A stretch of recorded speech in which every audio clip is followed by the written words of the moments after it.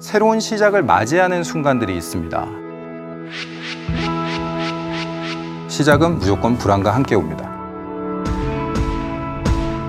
대체 남들은 어떻게 시작했지? 그리고 인생에 답이 있는 건가? 이럴 때 위대한 철학자들은 어떤 말을 했지 궁금하시죠? 이러한 시작점에 놓이는 우리에게 필요한 것은 무엇일까요?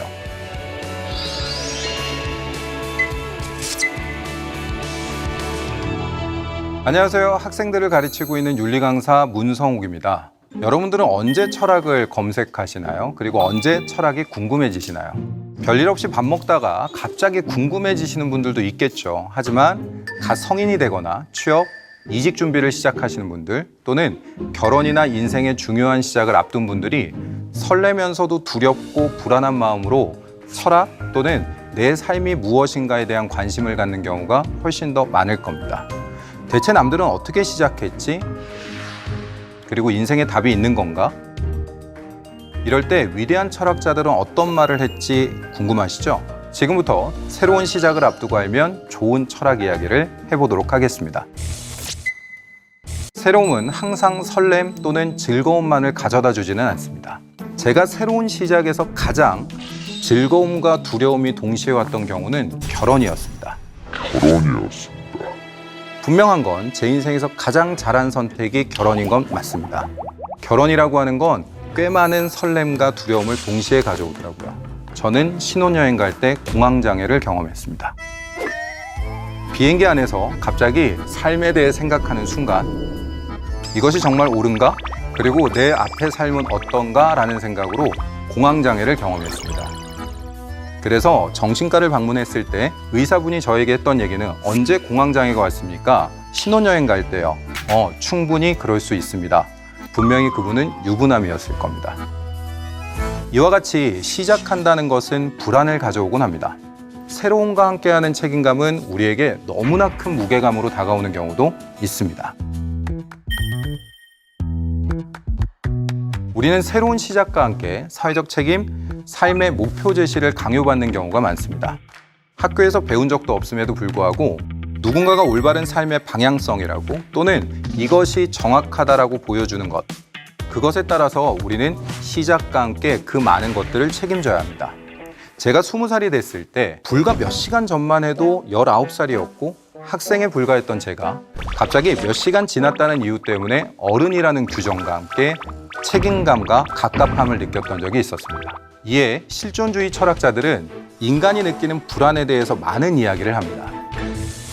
실존주의는 쇼펜하우어의 생철학으로부터 비롯합니다. 쇼펜하우어의 생철학은 그냥 삶에 대한 철학입니다.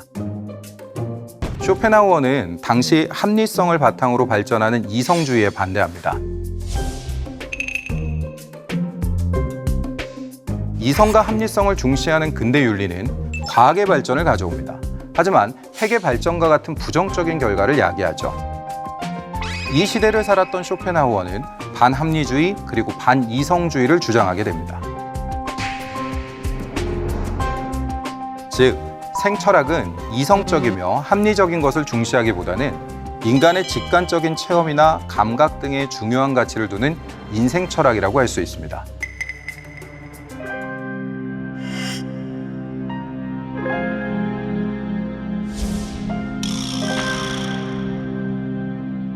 결국 쇼펜하우어는 이에 인간은 오직 생존 의지만 갖는 욕망 앞에 피조물에 불과하다는 극단적인 염세주의로 발전하게 되죠.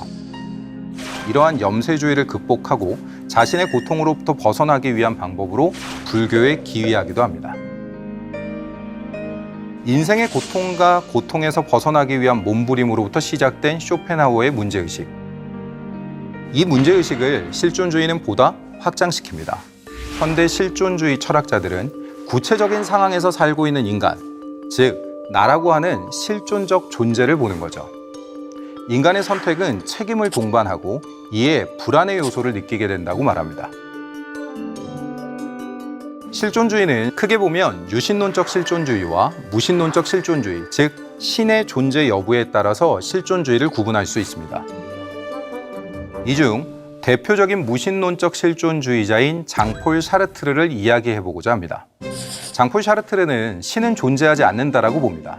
그러므로 인간은 그냥 세상에 툭 내던져진 존재, 즉 피투적 존재라고 봤죠. 이에 인간은 자신의 삶의 목적, 즉 본질로 인해서 태어난 존재가 아니라 실존이 앞선 존재라고 보죠. 실존이 본질에 앞선다. 바꿔서 이야기하면 지금 제가 차고 있는 마이크는 분명히 목적을 갖고 탄생했습니다. 그러므로 뭔가의 본질이 존재했죠. 하지만 인간은 무엇을 위해서 태어난 것이 아니고 그저 태어나고 그 다음 자신의 본질을 찾아가는 존재라고 본 것입니다. 이에 인간은 자신의 선택을 통해서 삶을 구성하게 된다라고 말합니다. 아주 유명한 이야기, 인생은 B와 D 사이의 C이다. 벌스와 데스 사이의 초이스를 통해서 자신의 삶을 구성한다라고 말합니다. 그러므로 인간은 의식적인 선택으로 우리 자신을 창조해 나간다라고 본 것입니다. 그렇다면 그러한 선택의 전제 조건은 무엇일까요? 바로 자유라고 이야기합니다. 인간은 자유가 주어진 존재, 즉 인간은 선택을 할 수 있는 실존이라고 보는 거죠. 이러한 과정에서 인간은 선택에 대한 책임을 집니다. 책임을 진다라는 것은 지극히 불안정 요소를 느끼게 합니다.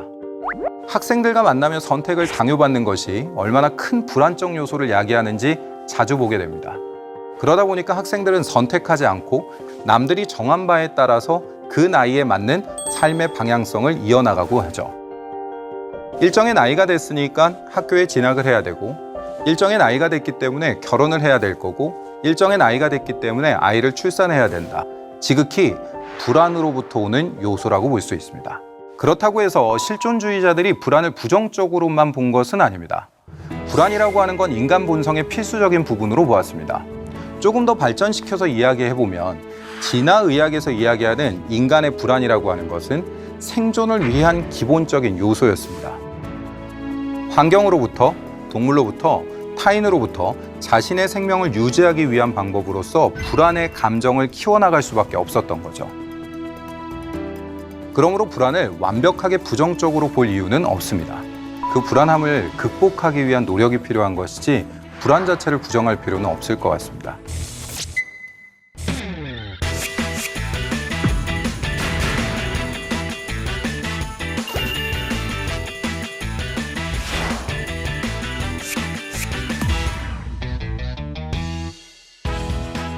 첫째, 시작은 맺음과 함께 한다는 겁니다. 인간의 삶의 선택은 연속성을 보여줍니다. 지금의 선택이라고 하는 것은 과거의 흔적일 수 있습니다. 그렇다면 과거의 맺음이 필요합니다. 새로운 시작을 하는 순간 대부분 새로운 시작에 대한 설레임, 그리고 새로운 시작에 대한 준비만을 생각하지만 실제 내가 지금까지 했던 모든 것들에 대한 맺음으로부터 시작함을 잊지 말아야 됩니다. 지금의 나를 잊게 한 것은 바로 내 자신임을 잊지 않아야 된다는 거죠. 불교에서도 이와 비슷한 이야기를 합니다. 세상의 모든 결과라고 하는 것은 원인과 조건에 따라 만들어진다. 이를 우리는 연기적 사고라고 이야기하고요.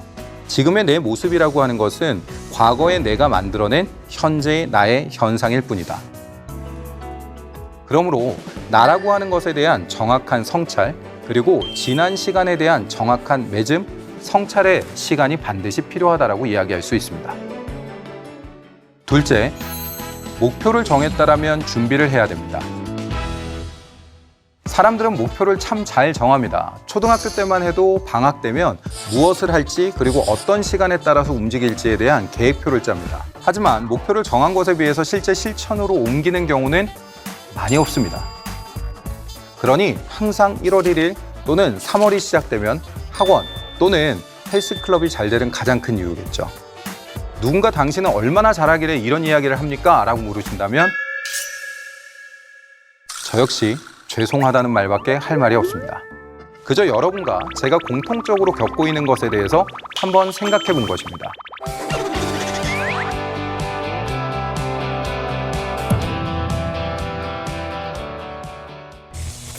셋째, 실천하는 것은 배움으로부터 시작합니다. 제 친구와 이야기하던 중 이 친구를 다시 보게 된 계기가 있습니다. 자신의 일을 잘해가는 사람들을 만나면 꼭 묻는 질문이 있다고 하더군요. 평생 살면서 딱 한 가지만 조언해 줄 게 있다면 말해 줄 수 있는가? 실제 경험한 사람, 또는 여러 가지 경험을 한 사람들에게 듣는 한마디가 많은 것을 배우게 한다고 하더군요. 배움이라고 얘기하는 것은 반드시 공부만을 이야기하는 것은 아닙니다. 우리보다 더 많은 경험을 했던 또는 더 많은 실패를 했던 사람들로부터 듣는 이야기, 그것들이 모두 다 배움이 될 거고 그 배움은 우리에게 큰 자산이 될 겁니다. 공자도 이와 비슷한 이야기를 합니다. 생각 없이 배우면 얻는 것이 없고 배우지 않으면 위태롭게 된다. 노자의 도덕경에도 절악무우라는 말이 있습니다. 배움을 끊으면 근심이 사라진다. 얼핏 보면 공자가 이야기한 것과 반대되는 것처럼 보이지만 여기서 말하는 배움을 끊는다라는 것은 단순한 지식의 습득을 통해 자기 확신이 강해지는 것을 경계하라는 말입니다. 어느 연예인분이 세상에서 가장 무서운 자는 한 권의 책만을 읽은 자이다 라고 말씀하셨더군요. 배움으로부터 시작하되 그것이 의심과 비판과 성찰이 없는 지식이라면 진정한 지식이라고 할 수 없을 겁니다. 각자의 시작에 필요한 배움을 통해 우리는 불확실성에 대한 두려움을 줄일 수 있을 겁니다. 또한 자신의 지식에 대한 성찰을 통해 힘있는 첫걸음의 바탕이 만들어질 수 있을 겁니다. 넷째, 반복이 결과를 만듭니다. 습관의 힘의 저자 찰스 두이그는 핵심 습관을 바꾸면 그 밖의 모든 것을 바꾸는 것은 시간 문제일 뿐이다 라고 말했습니다. 하지만 습관을 바꾸는 것은 본능에 반하는 것이 많습니다. 이게 참 어려운 일입니다. 아침에 일찍 일어나는 것도 힘들고요. 그리고 다이어트 하는 것도 힘들고요. 제가 필라테스를 요즘 하면서 가장 많이 느끼는 건 필라테스의 핵심은 필라테스 장소까지 가는 게 핵심입니다. 가면 어떻게든 하지만 가는 게 너무나 힘듭니다. 하지만 반복과 반복이 거듭되면 결과를 만들어냅니다. 고대 철학자 아리스토텔레스는 덕이 실현되는 것, 행복이 실현되는 것은 지성적인 영역의 탁월함을 바탕으로 의지의 습관화가 이루어져야 된다고 말합니다. 아리스토텔레스는 인간은 의지의 능력을 지니고 있다고 말합니다. 하지만 모두 다 그 의지의 탁월함을 지니고 있는 것은 아니죠. 의지의 탁월함은 지속적인 실천, 즉 노력의 결과라고 이야기합니다. 한 마리의 제비가 봄을 몰고 오지 않는다. 즉 한순간의 쾌락이나 즐거움이 완전한 행복을 가져오지는 않는다라고 말하는 거죠.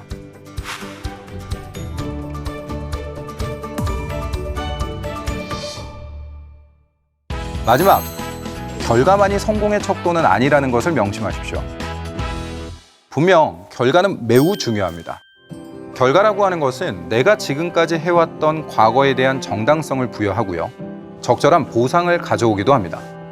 하지만 모든 사람이 같은 노력을 했다 하더라도 그 결과가 동일할 수 없다면 절대적 판단의 기준이라고 말할 수는 없을 겁니다. 공자는 함께 배울 수는 있지만 모두 도를 행하는 대로 나아갈 수는 없고 함께 도로 나아갈 수는 있어도 모두 설 수는 없으며 함께 설 수 있어도 모두 권도를 행할 수는 없다라고 말했습니다.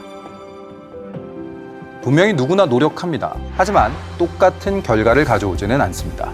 결과에 따라서 무언가를 판단한다면 그 결과로 인해서 노력이라는 과정이 등한시되고 저평가되는 것이 아닐까요? 그러므로 결과만이 반드시 성공의 척도는 아닙니다. 우리가 정한 방향성을 지키기 위한 노력, 그리고 그 노력이 가져오는 정확성에 수렴되기 위해 우리는 그저 최선을 다해야 되는 것이죠.